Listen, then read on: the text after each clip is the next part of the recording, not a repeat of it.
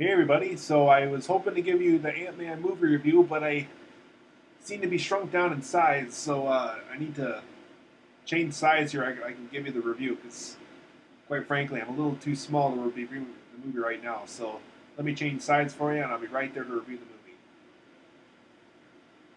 movie.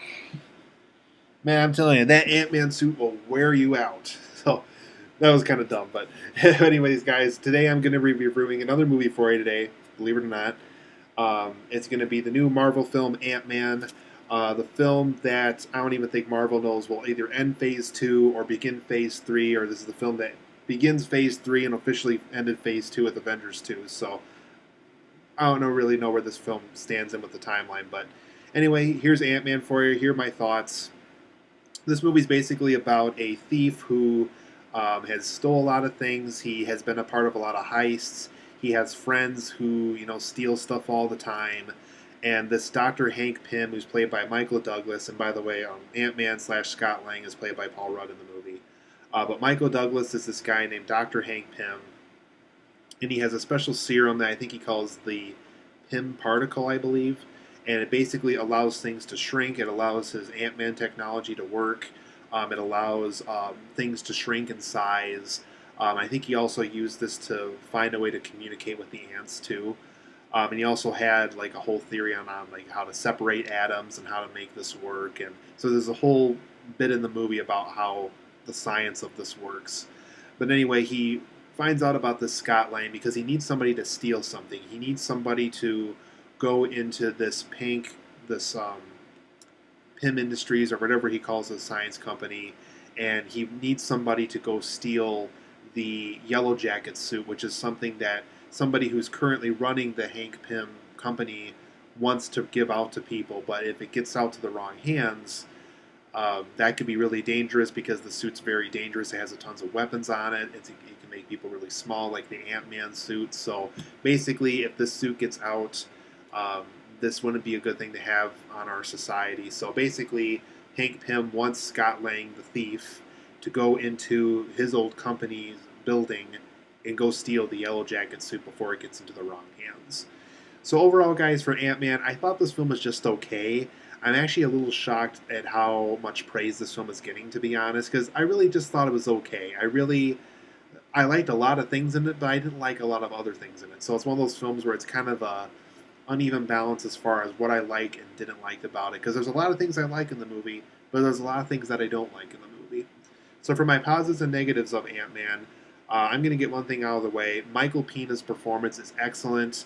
I think it was easily the best part of the movie. Michael Pena was just the perfect supporting character to Ant Man. He knew exactly what the tone of the movie was. His jokes hit every time. It leaves an impact. You remember what the jokes were by the end of the movie too. So Michael Pena's performance, huge thumbs up, loved it. Can't wait to see what Michael Pena does in future supporting roles because what he did here for Ant Man was pretty awesome. Two other performances I want to praise too in this for this movie is Paul Rudd's performance and Michael Douglas's performance. Both excellent characters. Both Scott Lang and Hank Pym had interesting backstories. I like what Marvel did with their characters here in the movie. Huge thumbs ups again to Paul Rudd and Michael Douglas. Two very good performances, just alongside Michael Pena, who really stole the show here. I also thought the visual effects in this film were very good, especially when we see Ant Man shrink down to size and we see him running around as a small person on all these environments of these really huge, big things. Um, really good visual effects here, really impressive. I was really intrigued by how Peyton Reed, who directed the movie, was able to pull this off, and how Edgar Wright's original vision of the movie before when Edgar Wright was attached to direct the movie, how a lot of that stayed in touch here. I loved the visual effects of this movie. Another huge thumbs up to Marvel for making this a very well done visual movie.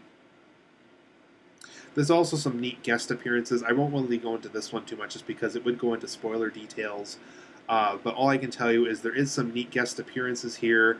Very awesome. Huge thumbs up. There's one of these characters gets something pretty cool to do with the Ant-Man character as well in this. But like I said, love the guest appearances. Very fun to see that in the movie. And when I say guest appearances, I also mean like superhero characters from the Marvel Universe. The film has a very good sense of humor.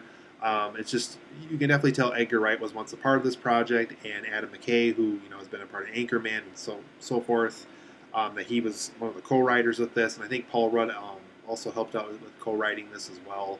So the film had a good sense of humor. Thumbs up again. Um, the film had a great sense of humor. It was very fun to see that.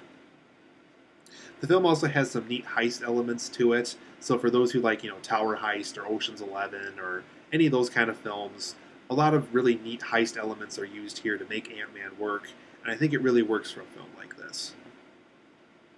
Now for my negatives of Ant-Man, I thought the Corey Stoll villain was really weak here. Didn't like his motivations. I thought he was a very one-dimensional character. Marvel, unfortunately, didn't give him a lot of interesting dialogue to work with for his character. Didn't really like this at all. So thumbs down to the Corey Stoll villain. Really didn't like him that much.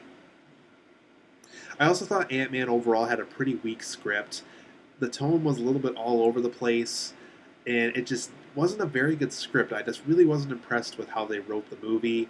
Um, Maybe they just could have kept Edgar Wright's script and just could have gone with it. I don't know if Peyton Reed would have felt guilty of using so much of his content or what went down with the writing process of this movie, but overall, really not too impressed with the script here, so I'm going to have to give that a thumbs down. There's also some forced plot Let's see if I can talk here. There's some forced plot points in the movie. It really feels like run-of-the-mill generic. Oh, but we got to go stop a villain, and oh, we got to do this, and oh, we have to have a love interest now, and oh, we got to do this, and oh, we got to do this, and oh, we have to stop the villain from doing this. And it felt very run-of-the-mill. It felt very forced. So there's a lot of forced plot points in the film that really bothered me a lot. There's also some overly CGI'd moments in this movie, specifically when I guess when it involves like Ant-Man interacting or working with ants. There's just a lot of stuff here that really felt overdone with the CGI, and it really bothered me after a while. There's also some one-dimensional characters in this movie. I thought Bobby Cannavale's character was kind of pointless.